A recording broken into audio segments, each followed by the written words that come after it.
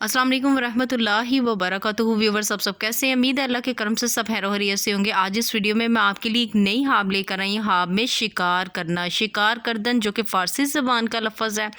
और हाब में शिकार करना, जो शख्स ये हाब देखता है या कोई भी शख्स अगर ये हाब देखता है, हाब में शिकार करता हुआ अपने आप को या किसी को देखता है, तो यही जानना चाहता है इस हाब की तबीर क्या है। जैसा कि आप जानते हैं कि हाब की तबीर को झूठ बताना बहुत गुनाह है, और हमारे प्यारे उलमा कराम ने हाब में शिकार करना की जो तबीर है यहाँ पे जो लिखी है आपके सामने पढ़कर बताऊंगी। वीडियो को स्टार्ट करने से पहले, इस हाब की तबीर को बताने से पहले आपसे रिक्वेस्ट है कि अगर आपने मेरा चैनल नहीं सब्सक्राइब किया, इसे लाजमी से जाकर सब्सक्राइब कर दीजिएगा। साथ बेल आइकन का निशान है, इसे भी ज़रूर प्रेस कर दीजिएगा, ताकि मेरी आने वाली कोई भी हाब की तबीर हो, हकीकी और सच्ची, उसका नोटिफिकेशन आप तक आसानी से पहुँच सके। बढ़ते हैं आज की अपनी वीडियो की जाने। हाब में शिकार करना या देखना की क्या तबीर है।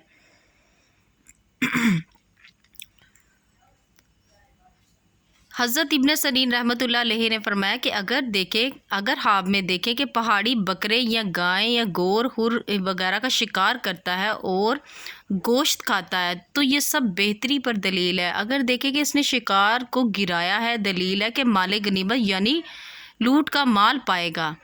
हज़रत इब्राहिम करमानी रहमतुल्लाह अलैहि ने फरमाया कि जिस शिकार को जाल से पकड़े या गड़े से पकड़ें, दलील है कि नुकसान होगा। और बाज़ अहले तबीर ने बयान किया कि हाब में शिकार अपने माश और रोज़ी को तलाश करने वाला है।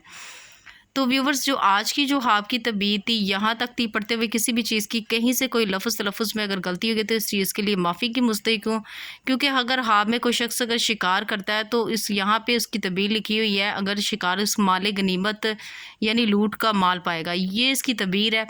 अगर पढ़ते हुए किसी भी चीज़ की मुझसे कोई भी गलती होगी तो माफ़ी की मुस्तहिक अपना बहुत ज़्यादा ख्याल रखिएगा। मुझे भी दुआओं में याद किया। मिलते हैं नेक्स्ट वीडियो में। इतनी देर के लिए अल्लाह हाफिज़।